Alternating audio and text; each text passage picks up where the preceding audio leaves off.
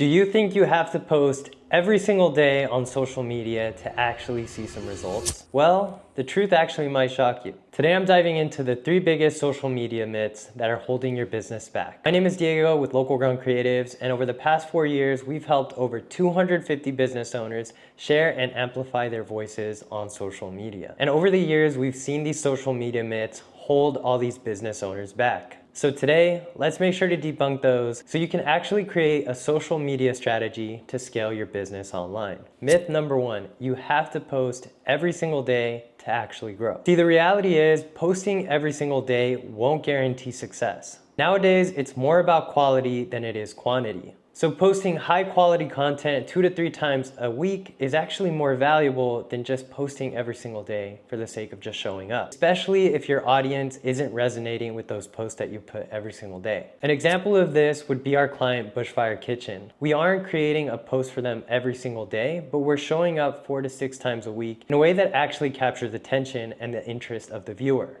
These posts are well-produced, well-thought-out pieces of content that we've seen work well with people within the industry, so we create our own organic and authentic version of that. So taking the time to actually create well-thought-of content that's going to provide value to the viewer is actually more valuable than just trying to show up every single day. Here's an actionable step you could take to actually improve the quality of your content. Audit your current content schedule, see what type of content is performing well, what isn't.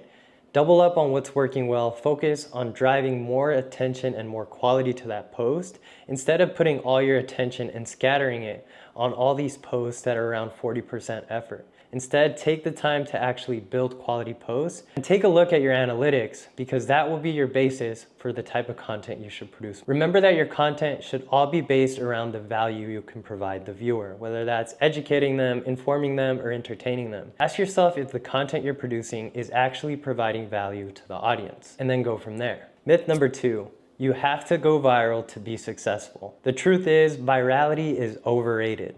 A single viral post might give you a boost in sales from day to day, but the reality is it isn't sustainable in the long run. Instead of looking to constantly go viral, look to be consistent and build a brand that is actually engaged around your story, around your service, around the product, an audience that actually cares about your story. Because the reality is you could have an audience of 1 million followers and have none of them care, or you could have an audience of 1,000 people that truly care about your story, the passion that goes into your product or service, that ultimately will become customers. So think about being consistent and adding value to your community and then ultimately grow.